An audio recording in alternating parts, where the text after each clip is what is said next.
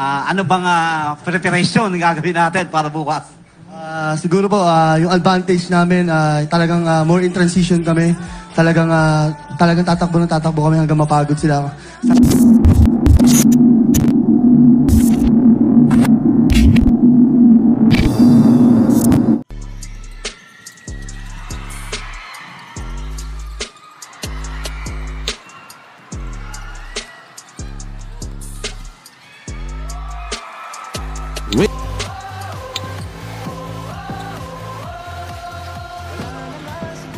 Five minutes.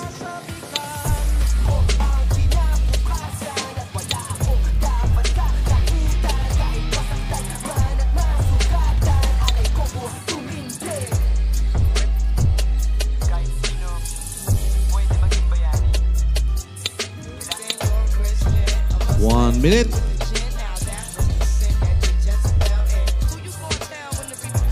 De La Cruz.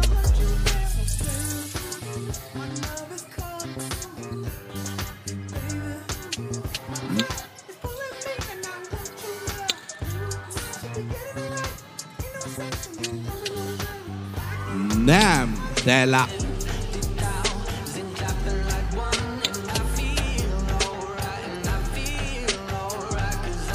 JR 51-37 10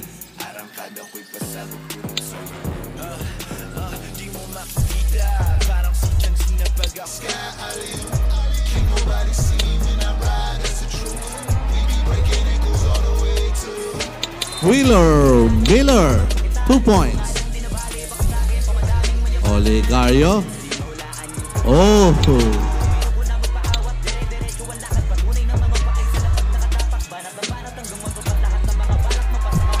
Oligario. Napagod. Oh, nice steal by number 6. 10 to shoot. Timeout. Will win. Aranya 2 points. Basket. Nice pass by Richard Beltes. Reserve shot prep. Never Batman, no good. Rebound by Richard Pepe. To Nem. To Favorite, no good. Beben. Popoy Aktub.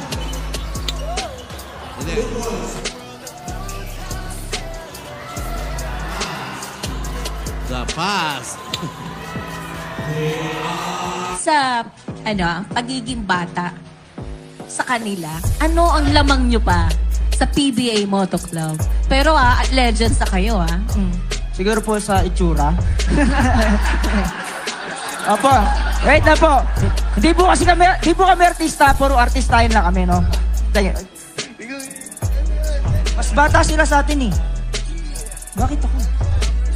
Siguro po sa experience na lang din po kasi sa basketball naman, ako po wala experience pero sila po meron Hindi po sa experience po talaga kasi lagi-lagi po talaga sila magkakalaro. So, ano?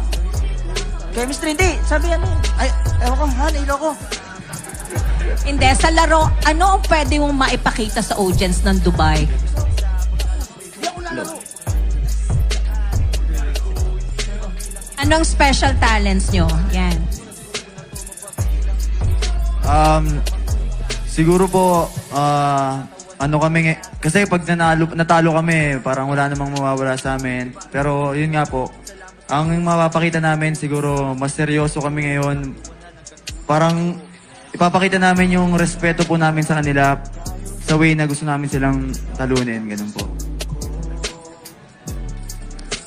Thank you. Thank you, Charlene. So you actually carve a name back in... Irene. She actually carve a name back in the... Yung kapanahunan mo, 70s, 80s. Oh, may magtatanong, ito yung pag-basketball ang pag-uusapan. His name rings a bell here in Dubai. And I'm talking about Coach Roland. Oh, ikaw naman na magtatanong, Coach. Magandang gabi po sa atin lahat at maraming salamat po sa mga PBA Moto Club na dumating ngayon at sa OG Dayo. Okay, guys, alam naman natin, isang magandang challenge para sa inyo. Makakalaban natin yung mga isa sa mga kilala sa Pilipinas na mga veterano na kilala. Anong challenge ang may bibigay ninyo sa kanila sa bukas sa laban ninyo?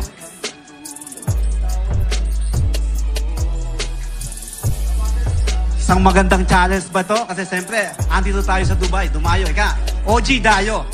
Siyempre, may inaasahan ba ang mga taga-Dubai na magandang bakbakan para bukas para sa mga alam nating mga galing na PBA Moto Club? Ano lang po, ang gagawin lang po namin talaga, susunod lang po kami sa sistema ni Coach Jello po. Tapos, bibigay po talaga namin yung best namin. Kahit po, alam namin na, na medyo tagilid po kami sa height pa lang po.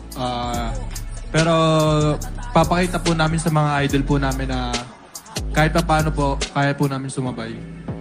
Yun po. Coach Jello, siyempre, alam naman natin, lamang sila sa height. Ano bang preparation na gagawin natin para bukas? Siguro po, yung advantage namin, talagang more in transition kami. Talagang tatakbo kami hanggang mapagod sila. Sana mapagod kung sakali. Kumbaga yun lang talaga yung magiging lamang namin sa kanila. Yung takbo talaga. So si JR na bahala sa kanila. Okay, maraming salamat. May tatanong daw po si Will. Ayan, welcome back. Ayan, alam mo, ang kilala ko lang kasi, sorry si Belches. Matinik kasi galing na siya dito sa Dubai before. Ayan, so, ang tanong ko kasi, galing na si Belches dito before, doon sa isang, team. O yan, okay, di ba? So, yung OG Dayo, ano naman yung ipapakita dito sa Dubai? Mahihigitan nyo ba yon? Kasi ang kalaban nila, Dubai All-Star, di ba? Kayo, ang kakalabanin nyo, PBA Moto Club. Ayan, so, sino kaya ang sasagot? Ayan, baka si Coach. Ayan.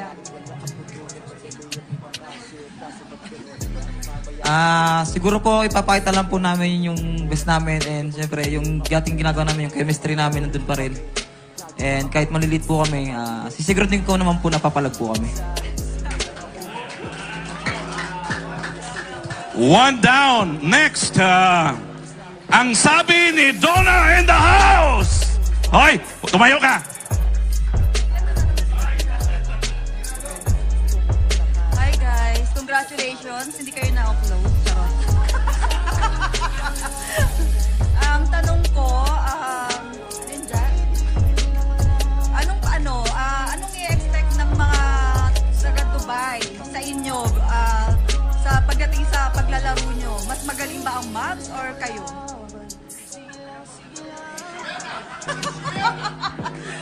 Sinong mas magaling na grupo? Mavs ba or kayo? No comment! Po, sira po yung mic, gumagana Low, wala akong mic. Dati, pass is pass po, tika na po. Yun po, bali po, lahat naman po talagang magaling. So, ang